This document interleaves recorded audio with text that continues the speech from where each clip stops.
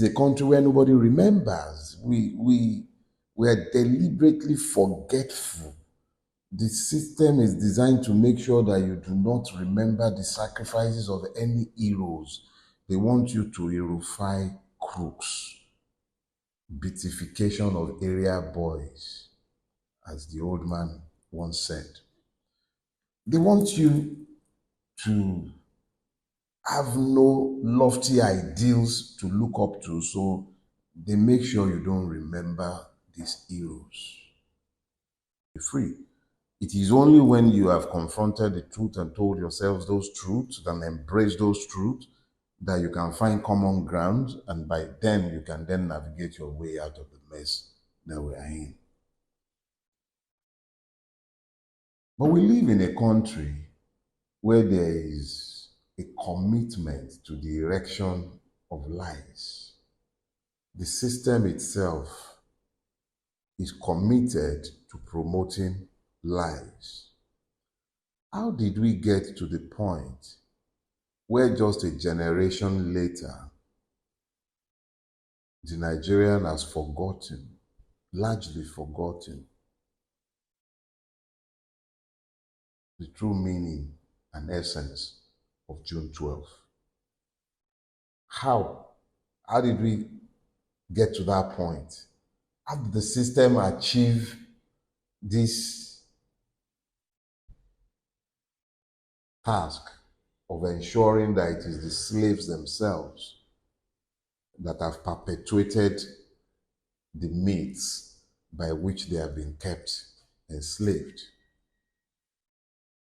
This is of extreme importance, and I shall try my best to unpack it.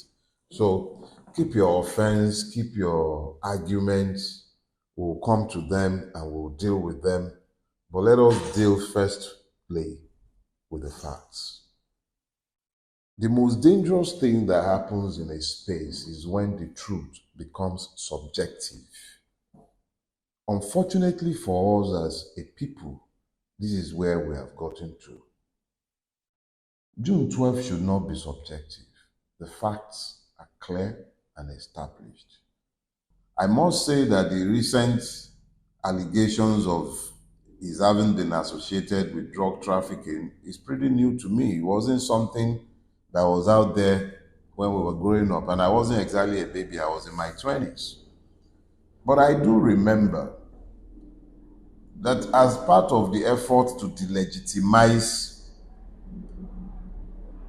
his victory and the mandate of the people expressed in their sovereign will at the ballot on the 12th of June 1993, the military, employing the genius of Comrade Uche Chukwumerije, brought up a whole lot of stuffs. There may or may not be substance to the allegations of drug trafficking, but I never heard it. It wasn't even whispered.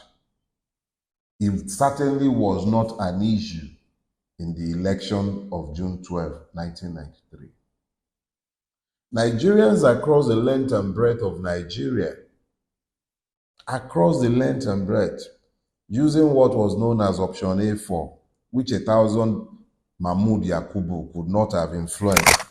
IREF did not malfunction.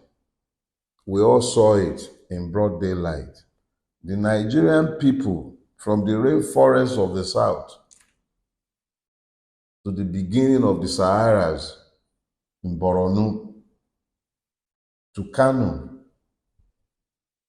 Tofa's home state, Moshood, Kashimawo, Olawale Abiola got the mandate of the Nigerian people. He won in the land of the Igbos. They employed Uche Chukwumerije. He was yesterday's Lai Mohammed. Uche Chukwumerije was yesterday's, what was that Afin that is busy lying in Aso Rock these days? Uche Chukwumerije was Bayo Ononuga yesterday. He was the one who drafted and created narratives on behalf of Abacha and the military junta. It was necessary to demonize Abiola in order to delegitimize his mandate. You know what else Uchechukwu Merije did? He ethnicized the whole thing. It became a Yoruba mandate instead of the pan-Nigerian mandate that it was. Without dividing you as a collective, it wasn't possible to devalue the mandate that you gave. So without realizing it, the Nigerian people fell for the trick of ethnicization of June 12th. It became redefined, essentially, if not for the works of the likes of Ndubuisi Kanu, if not for the likes of Otto Nwankwo, who ensured that they stood, the likes of Ngige, and many more, who stood in rebuke of Uchechukwu Merije and his ilks, who were working for the military, trying to make sure that a wedge was driven between the Yoruba and the Igbo. They succeeded to a very large extent. Naming Unilag as Moshood Abiola University, if it was done when Obasanjo became the president, Unilag students would have celebrated the renaming. But they did a good job of eroding his memory. Lies were erected on his memory. Tinubu, more than anybody else, profited off the back of the memory of Moshood Kashimawo Olawale Abiola. But even he is actually a taint on the legacy of Abiola because he has misappropriated that legacy and built his corrupt legacy on top of that legacy. So when you sit down today and you are hearing people disparaging the memory of Moshood Abiola, delegitimizing their own citizenship and sovereignty by doing the work of those who had worked to annul the election. I voted in that election. In the history of Nigeria, that is the most transparent election that has ever been held. And it was probably the first time the people spoke as one.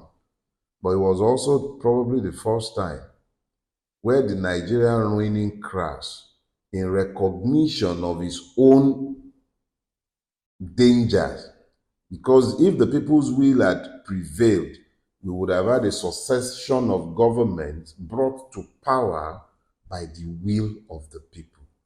Yeah, we voted him, we embraced him, and that's the difference between Abiola and the person who is currently occupying Aso Rock. We didn't vote him. So when you unwittingly equate Abiola with the one that we did not vote, who forced his way into power, and who is already on his path to absolute dictatorship with the suppliant judiciary that he has and the Supreme Court that will do as they are told, when you begin to equate the two, you're actually cutting your nose in order to spite your face.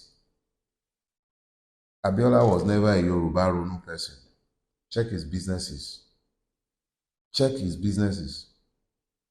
Abiola had people from all across Nigeria. He had no discrimination. Just as he didn't discriminate in his bed, he didn't discriminate in his loving.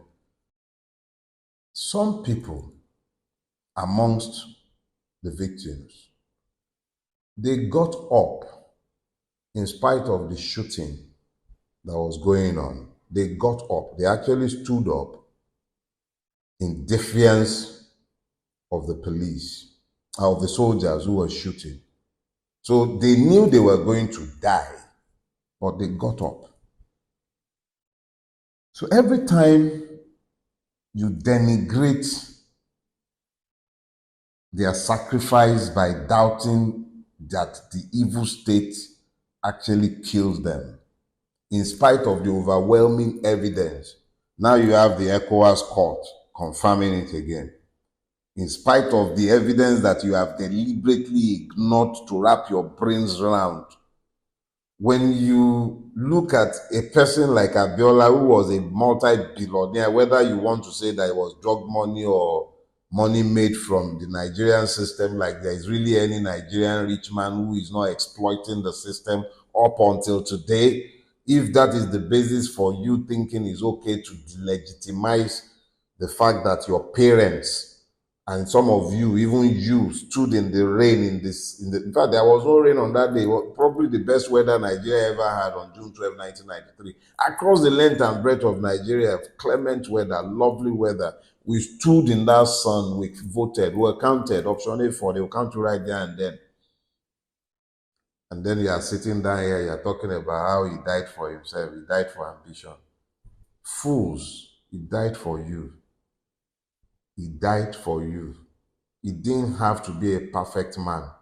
He died upholding your sovereignty. He could have cut any number of deals with the people he was defying. He could have cut any deal with them. Abacha wasn't a stranger to him. Yeah. He was a member. Abiola was a card-carrying member of the Nigerian ruining crash. Yes. But at a point, the wealthy billionaire reconnected with the people and he wanted better for them. He could have cut any number of deals. If he had capitulated at any point, they would have rewarded him handsomely. And these facts are in the public domain. Abiola is not a saint, or wasn't a saint. I'm not. Are you? Are you a saint?